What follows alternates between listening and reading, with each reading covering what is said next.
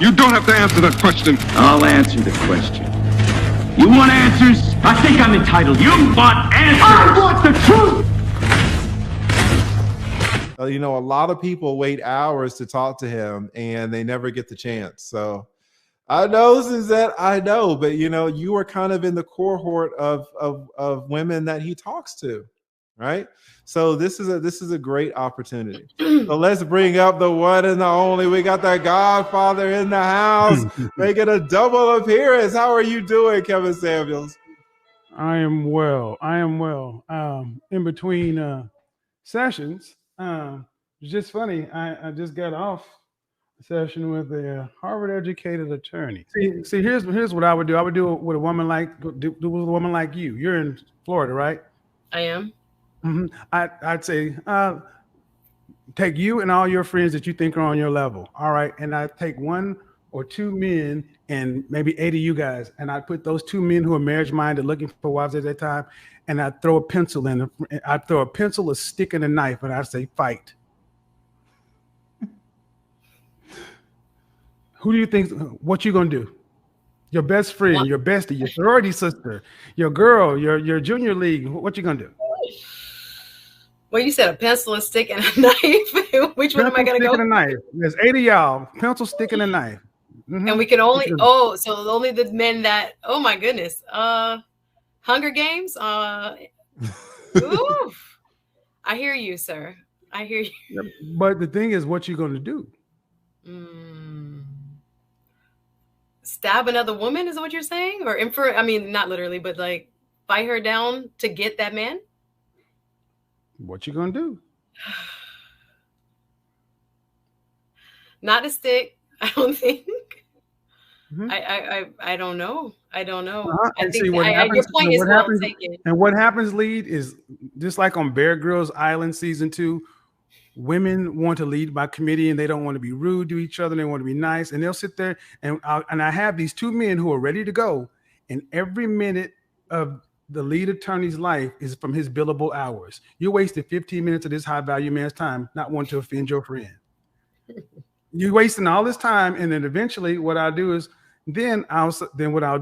is I'll put a wall where you are, and then I'll push a button. The wall will drop for where you are, and then here come in the white women.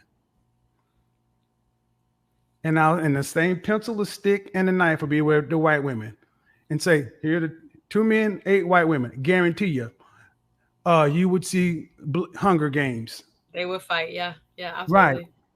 And that's my thing. Black women, you have been made to not even be in line with your nature. You're supposed to be ready to compete for what it is you want. See, if I said there's a partner position, or if I had said that there is some status or that you and all your sorority sisters and girls wanted, you guys would fight for that because you deem it more valuable. That's what that example shows us. Our women don't even feel that we're valuable enough to offend one another for, much less fight. There are so many women in Suzette's situation. I know down here in Atlanta, I know that for a fact. I've dated them, right? And it seems like these are, at the same time, these are very intelligent, very smart women, but at the same time, they can't figure out what the root of the problem is. They look up and they say, well, you know, why am I in this situation? Why don't I have kids? Why am I thinking about, freezing my eggs? It wasn't supposed to be like this. And they don't have any answers. You're not taught to fight, TLA. Excuse me. That's what sorry to interrupt, but I see that. The only people that talk like Mr. How Kevin is just expressed himself, and it was, again, at an earlier time in my life, are like, and not to be like classist, but my hood cousins talk like that. My hood younger female cousins would be like, you have to fight for your money, you have to fight and get him. They were talking like that from day one. And again, I was taught, and again, that's no excuse. That's like, whoa, that's like, not cool, low class, whatever. But yeah, they were very in tune with that, and they were very in tune with their being this war, this competition. But again, we're not. Yes, go ahead. Well, see, so I'm gonna use my Uno reverse card now. I don't buy that. I'm gonna tell you why. Because all I have to do to get a different outcome is change the 2 men. I bring in 2 white men, Italian men, little brown, dark hair, good looking. and have 8 black women in there, automatically they look at those men and know stick, knife, they know. What do you start to, or do you start to see? They start smiling, posture stands up. They're not looking to see what's going on. They're looking to see who's moving toward the stick. They're flipping their hair. Black women know non-black man, oh, he ain't gonna put up with this bull crap. He has to be competed for. But you know what?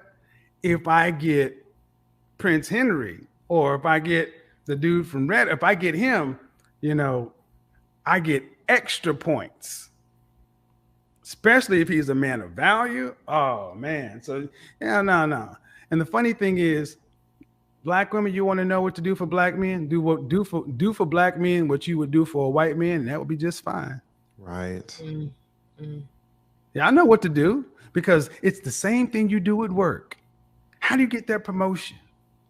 You get to work, you stay late, you do extra homework, you win, you make a company bottom line, you bring in that client, you do all that stuff. You know how to do this.